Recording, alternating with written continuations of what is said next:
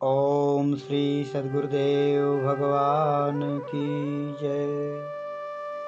मानस बोध भाग 1 व 2 प्रवचन व मानस रहस्य।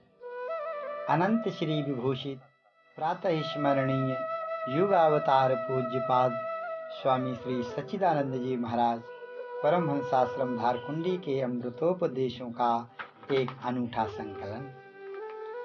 ध्यानमूलं गुरुर्मूर्तिः, पूजामूलं गुरुर्पदं, मन्त्रमूलं गुरुर्वाक्यं, मोक्षमूलं गुरुर्कृपा। ब्रह्मानन्दं परमसुखदं केवलं ज्ञानमूर्तिं, द्वन्द्वातीतं गगनसदृशं तत्त्वमस्यादिलक्ष्यम्। एकं नित्यं विमलमचलं सर्वदी साक्षिभूतं, भावातीतं त्रिगुणरहितं सद्गुरुं तं नमामि। वन्दे बोधमयं नित्यं गुरुं शङ्कररूपिणं, यमाश्रितो हि वक्रोऽपि चन्द्रः सर्वत्र वन्द्यते। नमोऽस्ति गुरुवे तस्मै इष्टदेवस्वरूपिणे, यस्य वागमृतं हन्ति विषं संसारसंज्ञकम्। वन्दं गुरुपदकं कृपासिन्धुनररूपहरि, महामोहतं जासु वचन रविकर निकर। मानस बोध प्रारंभ भाग 1 उपदेश 1, जिसका शीर्षक है महात्माओं का विज्ञान सुने, समझें और क्रिया में लें। ओम तस्सतात्मने नमः। यह बताइए कि यदि हम सब लोग अंधेरे में बैठकर दिया, बत्ती, लालटेन, सूरज, चंद्रमा और बिजली की खूब बात करें तो क्या अंधेरा भाग जाएगा? कब भागेगा? जब दीपक जलाएंगे। दीपक की बातें करते रहें, दीपक न जलाएं, कैसे अंधेरा जाएगा? निशिग्रह मध्य दीप की बातन, तम निवृत्ति न होई। खीर, मालपुआ, लड्डू, जलेबी, रसगुल्ला, मलाई की खूब बातें करें और उसमें हाथ न लगाएं, खाएं न उसे, तो क्या पेट भरेगा? खाने से ही पेट भरेगा। इसी तरह यह साधन भजन ज्ञान ध्यान की बातें करते रहने से कुछ होता नहीं। जब तक इसे क्रिया में नहीं ले लेते हैं तब तक इसका परिणाम नहीं आता। यह साधना का जो विषय है, इसमें केवल थ्योरी, मौखिक ज्ञान से काम नहीं चलता। प्रैक्टिकल, क्रियात्मक करने का विषय है। यह व्यक्तिगत अपने करने का है। इसलिए सुने, समझें और फिर करें। हर आदमी अपना अपना करे। कितने शास्त्रों में, गीता, रामायण में, पुराणों में ज्ञान भरा पड़ा है। लोग पढ़ते हैं, सुनते सुनाते हैं। बड़े बड़े राम, कृष्ण आदि महापुरुष संसार का दुख दूर करने आए, तो क्या दुख संसार से चला गया? वास्तव में सुख दुख दोनों साथ रहते हैं। सभी सुख चाहते हैं, दुख कोई नहीं चाहता। फिर भी दुख रहता है, रहेगा, क्योंकि दुनिया सुख चाहती है और सुख होने के लिए दुख का होना जरूरी है। सुख दुख के सापेक्ष है, इसलिए दुनिया में ये दोनों रहेंगे। हाँ, सुख की चाह में मानव ने जो खोज की है वह आध्यात्मिक साधना के रूप में सामने आई। सुख और शांति का यही एक मार्ग है, लेकिन यह सफर लंबा है, कठिन है। लंबा मार्ग दूर घर, अगम पंथ बड़ी मार। लेकिन जो भी है, रास्ता तो चलने से ही तय होगा। यह जो कहना सुनना है, इसके साथ साथ साधन पथ पर चल पड़ना ही मुख्य बात है। हम उन ऋषियों मुनियों की संतान हैं जिन्होंने जीवन को सही अर्थों में जिया है और हमें भी उसका रास्ता बताया है। हमारा धर्म बनता है कि हम उनके बताए हुए रास्ते पर चलें। उनका अनुसरण करके हम जीवन को संपूर्णता से जी सकते हैं। जीवन की संपूर्णता केवल शरीर के लिए जिंदगी बिता देने में नहीं है। वास्तव में जीवन इससे कुछ बड़ी चीज है। हमें विचार करना चाहिए कि हमारे पूर्वज ऋषियों ने हमें जीवन जीने की जो शैली प्रदान की है, क्या हम उसके अनुसार चल रहे हैं? उन्होंने भौतिक जीवन के साथ साथ आध्यात्मिक जीवन को भी लिया है, बल्कि अध्यात्म को ही प्राथमिकता दी है। अनेक महापुरुष जन्म से ही विरक्त होते थे, किंतु आध्यात्मिक उपलब्धि के बाद उन्होंने सृष्टि की प्रक्रिया में सहभागी होकर संतानें भी पैदा की।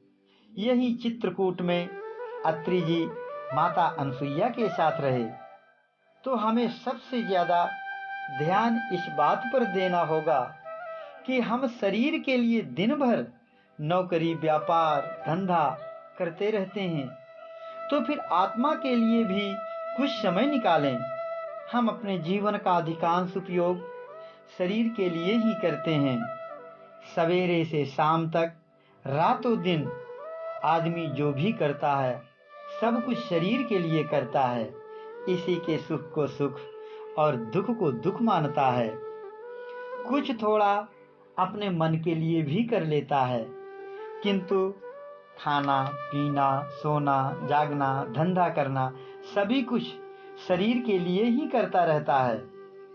जीवात्मा अपने लिए कुछ भी नहीं करता। उसे आत्म कल्याण के लिए भी कुछ करना चाहिए। जैसे शरीर भोजन के बिना नहीं चल सकेगा, वैसे ही आत्मा को शांति चाहिए। उसके लिए आवश्यक है कि शरीर की जरूरतें पूरी करने के साथ साथ हमें अपने लिए, अपनी आत्मा के लिए भी कुछ करना चाहिए। आप लोग जो भी कुछ करते हैं उसे करते रहें।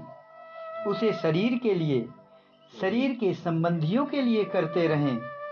सारा दिन काम में बिताने के बाद रात में बिस्तर में जाते समय विचार करें कि दिन भर का समय हमने क्या केवल शरीर के लिए ही नहीं बिताया? क्या आत्मा के प्रति भी हमारा कोई कर्तव्य है? वास्तव में विचार करने पर स्वयं निर्णय मिलेगा कि आत्मिक सुख के लिए भी हमें कुछ करना चाहिए। प्रारंभ में केवल इतना ही किया जाए कि सोने के पहले बिस्तर पर ही बैठकर थोड़ी देर के लिए अपने इष्ट का स्मरण करें। 2-4 मिनट भगवान का नाम लें। फिर हृदय में ही भगवान के सामने विनम्र भाव से प्रस्तुत होकर प्रार्थना करें कि हे प्रभु, मैंने आपकी प्रेरणा के अनुसार दिन भर सांसारिक कार्यों में बिताया। अब आपके सामने हाजिर हूँ। मैं अज्ञान हूँ। मेरी त्रुटियों को क्षमा करेंगे और मुझे सही दिशा में चलाते रहेंगे। सवेरे उठकर सर्वप्रथम अपने इष्ट का ही ध्यान और प्रार्थना करें। प्रतिदिन इतना नियम से करते रहने पर आत्मा को खुराक मिलने लगेगी। भजन का मार्ग प्रशस्त होगा। रोजाना की हाजिरी का इस लाइन में बड़ा महत्व है। धीरे धीरे ज्यों-ज्यों अनुराग बढ़ेगा, प्रगति होगी। किसी संत सद्गुरु के रूप में भगवान प्रत्यक्ष और अप्रत्यक्ष मार्गदर्शन करने लगेंगे। फिर तो कोई समस्या ही नहीं रहेगी। ऐसा कोई न सोचे कि यह सब हमारे लिए नहीं है। ऐसा न समझे, यह सब के लिए है। सब लोग कर सकते हैं। माताएं भी कर सकती हैं, पुरुष भी कर सकते हैं, छोटे लोग भी कर सकते हैं, बड़े लोग भी कर सकते हैं, गृहस्थ भी कर सकते हैं, विरक्त भी कर सकते हैं। भगवान सबका है, वह सबके लिए कंपलसरी अनिवार्य है। ईश्वर में सबका बराबर अधिकार है। गृहस्थ लोग यह कह सकते हैं कि यह सब साधन भजन तो उनके लिए है जो भजनानंदी महात्मा लोग हैं, साधक हैं। हम लोग इतना बड़ा ज्ञान ध्यान का काम कैसे कर सकते हैं? लेकिन ऐसा नहीं, यह सबके लिए है, सब कर सकते हैं। भगवान कोई व्यक्ति नहीं है, भगवान तो हमारे तुम्हारे सबके अंदर बैठी हुई कोई ऐसी एनर्जी, सत्ता है जो दिखाई नहीं पड़ती लेकिन सर्वत्र रहती है। तो हमारा आपका कर्तव्य हो जाता है कि काम से फुर्सत होने पर जब भी मौका मिले उसे याद करें। तो सबसे पहले अपना एक इष्ट निश्चित कर लेना चाहिए। यथाभिमध्यानद्वा, हर आदमी का अपना एक इष्ट होता है, होना चाहिए। इष्ट उसे कहते हैं जो नाना प्रकार के अनिष्टों को, दिक्कतों को, हर प्रकार के हमारे कष्टों को, आपत्तियों को नष्ट करने में समर्थ होता है, उसको इष्ट कहते हैं। वह तुम्हारा पूज्य होगा, तुम्हारा देवता होगा और उसके प्रति तुम्हारी अधिकतम श्रद्धा होनी चाहिए। यह अब आप निश्चित कर सकते हैं कि आपकी श्रद्धा सबसे अधिक किसमें है। उनमें राम, शिव, हनुमान आदि देवी देवता, माता पिता अथवा गुरु कोई भी हो सकते हैं। यह आपको खुद निश्चित करना पड़ेगा। जिसमें सबसे ज्यादा श्रद्धा और प्रेम हो, जिसे आप सबसे ज्यादा मानते हो, वही आपका इष्ट है। और फिर इष्ट को ऐसे भी समझ लीजिए जैसे बड़े बड़े सेठ व्यापारी होते हैं, उनसे छोटे व्यापारी पैसा लाते हैं, व्यापार करते हैं और फिर चुकता कर देते हैं। ऐसे ही बड़े साहूकार या व्यवहार का नाम इष्ट है। तो जो नन्हा सा प्रेमी साधक है, उसका सबसे पहला कर्तव्य है कि वो अपना इष्ट निश्चित करे और अपनी उस नन्ही सी श्रद्धा को इधर उधर के अन्य देवी देवताओं और अधूरी मान्यताओं में समर्पित न करे। आप जितना भी श्रद्धा रूपी, प्रेम रूपी अपना भक्ति भाव ईश्वर को दान करना चाहते हैं, वह अपने इष्ट को दान करिए। एक ही साधे सब सधे, सब साधे सब जाए। तो जब आप अपना इष्ट निश्चित कर लेंगे और जब दिन भर के काम से निवृत्त होकर शाम को घर आते हैं, तो समय निकाल कर बैठिए और अपने इष्ट को अपने हृदय में बैठाइए। दूसरा और कोई स्थान इष्ट का नहीं है। अगर आप बाहर देखेंगे तो आपके अंदर बीमारी घुस जाएगी, आप उसको टाल नहीं सकते। आदमी के पास सबसे महत्वपूर्ण हृदय है। तेरे पूजन को भगवान बना मन मंदिर आलीशान। इससे बड़ा आलीशान कोई मंदिर नहीं है ईश्वर के लिए। तो बैठ जाइए शांति से और अपने इष्ट को हृदय में देखिए, बार बार देखिए, चित्र बनवा लीजिए और फिर देखिए। देखते देखते उसकी आकृति जितनी है अपने अंतःकरण में, अपने ब्रेन में, मस्तिष्क में खींच लीजिए। जब भी आपके ऊपर आपत्ति आती है, दिक्कत आती है, परेशानी आती है, तो उनके स्वरूप को स्मरण करो। वह स्वरूप चित्त में खड़ा हो जाना चाहिए। ऐसा जो इष्ट है वह आपकी हमेशा मदद करेगा। तो बैठना चाहिए, रोज नियम से बैठना चाहिए। चाहे चारपाई पर ही बैठिए, चाहे नीचे जमीन पर आसन बिछाकर बैठिए, जैसी आपकी रुचि हो। यह साधक के ऊपर है। शांति से आंख बंद करके बैठ जाइए और हृदय में इष्ट को बैठाइए। पहले आसन लगाइए हृदय में इष्ट के लिए और उन्हें उस पर बैठाइए। फिर नख से शिख तक पूरा देखिए, उनके स्वरूप को सांगो पांग हृदय में देखिए। अगर राम को लेते हैं तो देखिए नीला वर्ण है, मुकुट पहने हुए हैं, धनुष कंधे में दिखाई पड़ता है, पीतांबर पहने हैं। ऐसे देखते चले जाओ। अगर देवी की उपासना करते हो तो देवी का रूप हृदय में देखिए। अगर गुरु को लेते हो तो गुरु जैसा हो वैसा ही चित्र मन में खड़ा करो। उन्हें हृदय में बैठाकर ठीक से देखते रहो। प्रणाम कर लो और प्रार्थना करो, हे भगवान, मेरे इस शरीर को रथ बना लो, इंद्रियों को घोड़े, मन को लगाम और बुद्धि को सारथी बना लो। आप इसमें आत्मा रूप से रथी होकर बैठ जाओ। मेरे मन में जो अनुराग है उसे अर्जुन बनाओ, और चारों तरफ जो कर्म दल है यह कौरवों का, इसे नष्ट करने में आप समर्थ होइए। ऐसी प्रार्थना करके फिर प्रणाम कर लो, अपनी हाजिरी दे लो। हाजिर आदमी कभी नहीं मारा जाता, गैर हाजिर आदमी को सजा मिलती है और सदा के लिए रिजेक्ट, खारिज हो जाता है। इस प्रकार अपने इष्ट के यहाँ रोज सुबह शाम नियमित हाजिरी दो। हाँ, इसमें दिक्कतें आ सकती हैं, कभी विघ्न आ सकते हैं, दूसरे प्रकार के संकल्प आ सकते हैं, तो इसे आप अपनी परीक्षा मानिए। इससे घबराना नहीं है, अपने नियम से हटना नहीं है, इसे छोड़ नहीं देना है, निरंतर इसमें लगे रहिए। लगातार करने से आपको आदत बन जाएगी, हैबिट बन जाएगी, तो फिर इष्ट देव आपके हृदय में विराजमान हो जाएंगे। इससे आपको बड़ा लाभ मिलेगा। भजन का क्रम जब एक बार प्रारंभ होता है तो फिर टूटता नहीं। उसमें बाधाएं तो आती हैं, पर उसका रस जब जीवात्मा को मिल जाता है तो बार बार उसकी ओर आएगा।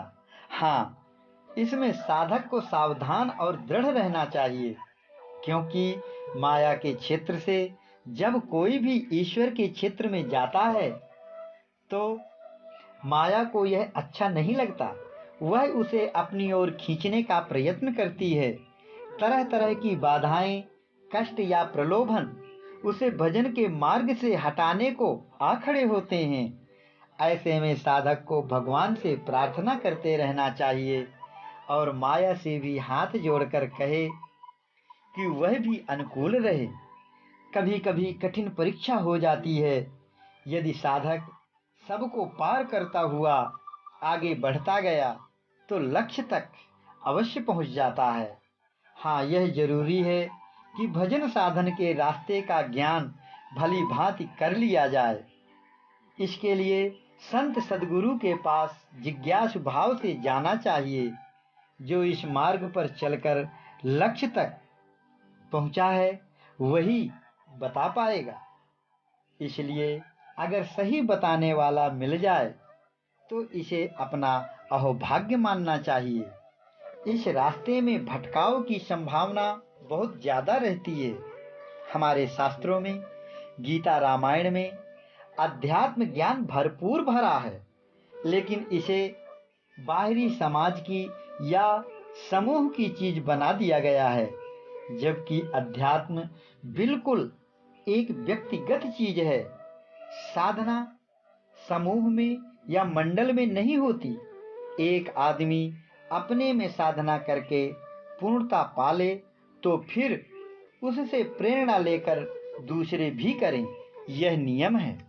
ओम श्री सद्गुरुदेव भगवान की